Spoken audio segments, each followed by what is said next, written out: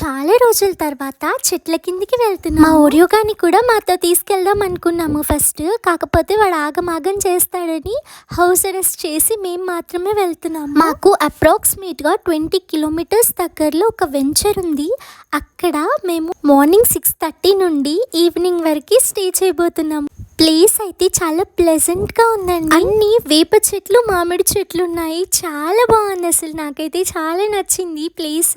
కూర్చోడానికి కన్వీనియంట్ గా ఉండాలని చెప్పేసి మ్యాట్స్ కూడా తీసుకొచ్చాము. అలాగే మమ్మీ ముందు రోజు నైటే అన్ని చదిరి పెట్టారు. రోజు ఇంట్లో కుక్ చేసుకుని తింటాము. కొంచెం మైండ్ రిఫ్రెష్మెంట్ కోసం ఇలా బయటికి వచ్చి అన్ని వండుకొని చెట్ల కింద కూర్చొని ఫ్యామిలీ టైం స్పెండ్ చేస్తూ తింటుంటే ఎంత బాగుంటుంది.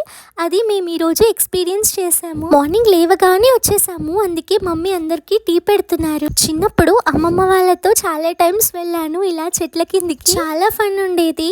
నాకు ఆ మూమెంట్స్ అన్నీ గుర్తొస్తున్నాయి. ఈ లీఫ్ హార్ట్ షేప్ లో బాగుంది కదా, మా తమ్ముడు ఇచ్చాడు. మా మమ్మీ కుకింగ్ కోసం అంతా రెడీ చేస్తుంటే నేను మా చెల్లి ఈ వెంచర్ అంతా ఎక్స్ప్లోర్ చేయడానికి వెళ్తున్నాము. ఇక్కడ మాకొక పికాక్ కనిపించింది. మార్నింగే వచ్చాం కదా, సో వీడియో తీద్దాం అనుకునే లోపే పారిపోయింది చెంగున. మేము మా తమ్ముడిని వదిలేసి వెళ్ళిపోయామని వాడు కూడా వస్తున్నాడు. నా చేతిలో చూసారా ఎంతున్నాడు. మేము లేకుండా ఒక్క సెకండ్ కూడా మూతిపాలు రాలుతాయి friends. Wait for next part. Bye.